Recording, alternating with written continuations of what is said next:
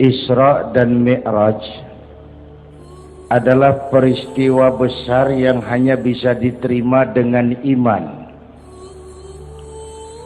Peristiwa ini bukan tidak masuk otak. Otaknya kekecilan untuk memahami peristiwa sebesar Isra dan Mi'raj. Satu perjalanan yang sangat jauh ditempuh dalam waktu yang amat singkat. Menurut otak tidak mungkin. Menurut kebiasaan tidak bisa. Menurut pengetahuan impossible. Menurut iman, apa yang tidak bisa kalau Allah yang mau.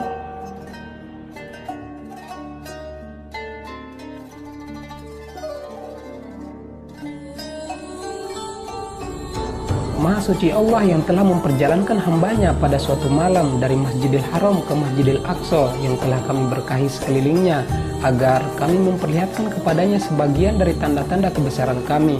Sesungguhnya dia adalah maha mendengar lagi maha melihat. Quran Surat Al-Isra. Isra diartikan sebagai perjalanan malam yang dilakukan Nabi Muhammad SAW dari Masjidil Haram ke Masjidil Aqsa di Palestina. Sedangkan Mi'raj merujuk pada peristiwa perjalanan naiknya Nabi Muhammad dari Masjidil Aqsa ke langit Sidratul Muntaha. Dikutip dari riwayat Sahih Bukhari dan Muslim, Nabi Muhammad SAW menceritakan peristiwa Isra Mi'raj bahwasanya atap rumahku terbelah ketika saya berada di Mekah dalam keadaan antara tidur dan terjaga. Lalu turunlah Jibril alaihissalam dan membelah dadaku. Kemudian dia mencucinya dengan air zam-zam. Lalu dia datang dengan membawa sebuah baskom dari emas yang penuh berisi hikmah dan iman. Lalu menuangkannya ke dalam dadaku. Kemudian dia menutupinya dadaku. Kemudian didatangkan kepadaku buraq, hewan putih yang panjang, lebih besar dari keledai dan lebih kecil dari bugor, yakni sebuah peranakan kuda dengan keledai. Buraq mampu meletakkan telapak kakinya di ujung pandanganku, maka saya pun menungganginya sampai tiba di Baitul Maqdis. Lalu saya mengikatnya di tempat para nabi mengikat tunggangan. Kemudian saya masuk ke masjid dan sholat 2 rakaat kemudian keluar.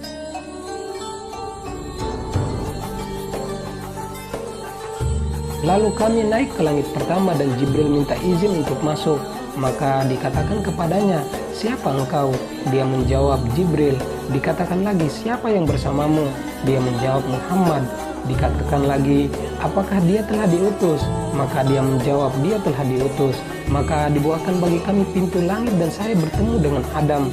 Beliau menyambutku dan mendoakan kebaikan untukku.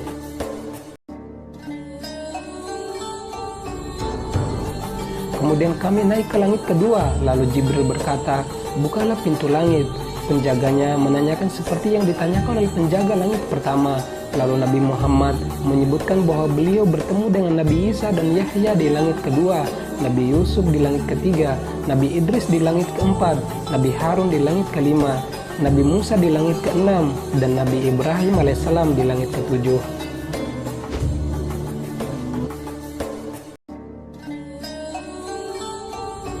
Aku berjumpa dengan Ibrahim dan aku adalah keturunannya yang paling mirip dengannya.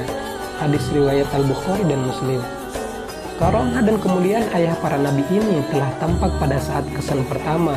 Ia bersandar di Baitul Ma'mur, sebuah tempat termulia di langit yang persis seperti Ka'bah, tempat termulia di bumi. Hal ini diperkuat dengan sabda Nabi, "Aku berjumpa dengan Ibrahim alaihissalam."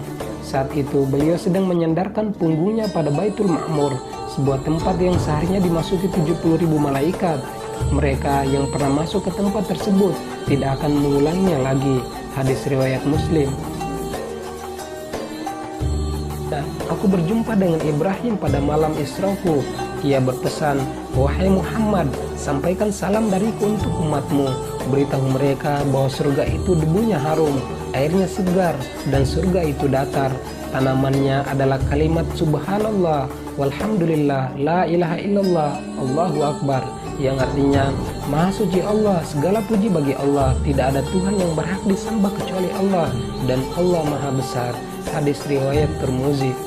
Tanaman surga yang dimaksud yakni hasil dari zikir, tasbih, tahmid, tahlil, dan takbir yang diamalkan umat Islam sewaktu hidup di dunia. Keindahan Sidratul Muntaha. Sidratul Muntaha adalah sebuah pohon besar yang berada di langit ketujuh. Disebut muntaha yakni akhir karena ia merupakan batas akhir dari sebuah perjalanan. Tidak ada satu makhluk pun yang pernah melewatinya kecuali Rasulullah SAW. Sedangkan pohon sidr adalah pohon bidara. Lalu kata Rasulullah, daun-daunan pohon ini seperti telinga gajah yang keindahannya tergambar dalam riwayat Abdullah bin Mas'ud, yakni diliputi oleh hamparan emas. Besarnya pohon ini tidak ada yang mengetahuinya kecuali Allah Subhanahu wa Ta'ala. Kemudian tentang pohon ini lebih lanjut Rasulullah SAW bersabda, tidak ada satu makhluk pun yang mampu menggambarkan keindahannya. Selain ditunjukkan pohon yang besar dan indah, Allah juga memperlihatkan kepada Nabi Muhammad SAW berupa 4 sungai, yakni 2 sungai di dalam surga yang begitu besar dan indah, sedangkan 2 sungai lainnya di luar, yakni sungai Nil dan sungai Efrat.